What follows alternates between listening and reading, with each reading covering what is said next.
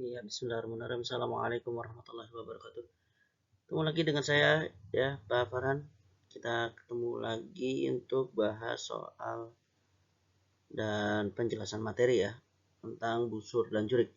Ini kelanjutan dari materi yang sebelumnya, ya. Kita masuk ke bab lingkaran. Nah, kita masuk ke bagian busur dan juring.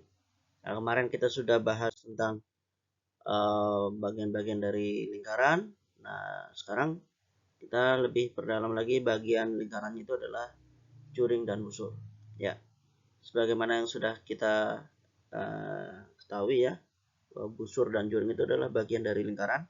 Nah, sekarang kita lebih detail lagi. Kita akan bahas tentang juring. Juring itu, nah ini bentuknya kayak gini ya, juring. Ibarat kata ini kayak apa ya? Kalau kalian nggak begitu paham, mungkin yang pernah makan pizza udah tahu ya, kebayang lah. Ini kayak satu slice-nya pizza gitu ya. Ya, nah ini satu slice-nya pizza. Itu namanya juring. Juring itu adanya cuman luas. Ya, juring cuman ada luas. Jadi juring ini nanti kaitannya dengan luas lingkaran. Ya, dengan luas lingkaran. Nah, besar sudutnya ini ya. Berapa luas juringnya tergantung dari besar sudutnya. Besar sudutnya berapa ya nanti tergantung dari soalnya. Bisa sudutnya 30, 40, 50 ya tergantung dari soal. Ya. Yang jelas luas juring itu adalah rumusnya gini ya, besar sudut dari juringnya banding sama 360 derajat kali sama luas lingkaran.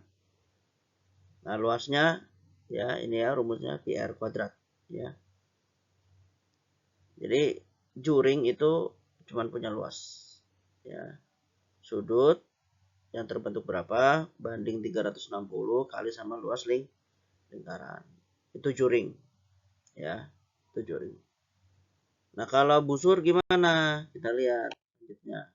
Nah, busur nih ya. Busur itu kalau di pizza itu bagian crustnya gitu ya, bagian pinggirannya ini ya.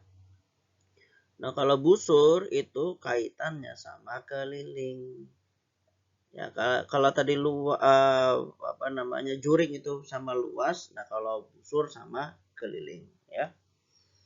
Nah, panjang busur itu ya sudut yang dibentuk berapa bandingkan sama 360 derajat kali sama keliling lingkarannya. Ya, seperti itu ya. Gampang ngitungnya, nggak susah. Ya, jadi diingat-ingat. Jadi kalau juring kaitannya sama luas, kalau busur kaitannya sama keliling. Pada lingkaran ya. Oke, lanjut. Nah, sekarang dari busur sama juring itu bisa kita bandingkan ya. Jadi kalau ada lingkaran kayak gini ya, ada juring AOB sama COD gitu ya. Nah, ini bisa kita bandingkan sudutnya. Ternyata perbandingan sudutnya AOB dengan COD ini kalau dibandingkan ternyata dia itu sebanding dengan perbandingan luasnya. Luas AOB bandingkan sama luas COD. Sebanding juga sama panjang busurnya. Busur AB dengan busur CD. Jadi ini sebanding semua.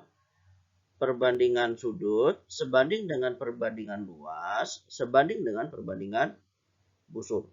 Ya. Ya, jadi sudut AOB banding COD sebanding dengan luas AOB dengan luas COD. Ya, dibandingkan. Sebanding juga dengan panjang busur AB banding sama panjang busur CD. Seperti itu. Nah, dengan adanya rumus ini, ya, kita bisa mengerjakan contoh soal berikut. Nah, gini. Ya, ini saya ambil dari LKS ya, halaman 24 nomor 16 saya ambil ya. Pada gambar di samping, besar AOB-nya adalah 45 derajat, ya, dan sudut COD-nya adalah 135 derajat, ya. Terus diketahui juga luas juring COD-nya 48, ya. Nah, ya. Nah, sesuai dengan rumusnya tadi, maka bisa kita bandingkan ya luas AOB dengan luas COD-nya bisa kita bandingkan. Sudut AOB dengan COD kita bandingkan sebanding dengan luas AOB dengan COD. Sudutnya yang AOB 45, yang COD 135. Ya, 45 dengan 135 kita perkecil, dapatnya sepertiga. Ya. Ya, luas COD-nya udah dapat 48, yang ditanyakan berapa ke luas AOB-nya. Maka kita peroleh AOB itu adalah ya tinggal kita bagi aja 48 bagi dengan 3, dapatnya 16. Maka jawabannya adalah B. Kayak gitu. Ya. Jadi ini perbandingan sederhana ya. Ya. Pak masih bingung? Ya kalau masih bingung gini deh. Ini perbandingan ini kalau ada bentuk pecahan kita kali silang ya. 3 kali luas AOB sama dengan 48, maka nanti 48-nya itu tinggal kita bagi dengan 3, dapatnya ya sama 16 ya. Seperti itu. Nah, selanjutnya kita coba latihan ya. Ini ada beberapa latihan yang bisa kalian kerjakan. Saya ambil dari buku BSE dan dari LKS ya. Kita lihat. Nah, ini. Nah, coba kerjakan ini. Ini saya ambil dari buku BSE ya. Dari buku BSE ini nomor 1 dan nah ini selanjutnya nomor 1 dan nomor 2 ini saya ambil dari buku BSE halaman 93 nomor 1 dan 2 ya, tolong dikerjakan ya. Ya, jadi jangan bingung kalau ada soal kayak gini ya. Ingat ya rumusnya apa. Nah, nanti harus kalian bisa otak-atik ya. Kapan harus dibagi, kapan harus dikali. Ya. Oke, selanjutnya. Nah, selanjutnya adalah LKS halaman 24 nomor 17. Coba tolong dikerjakan ya. Jadi ada 3 nomor ya. Dari 2 buku, dari 2 sumber ya. Dari buku BSE dan dari LKS. Ya. Itu yang bisa saya sampaikan pada kesempatan kali ini. Ya, kita ketemu lagi di video selanjutnya. Ya, assalamualaikum.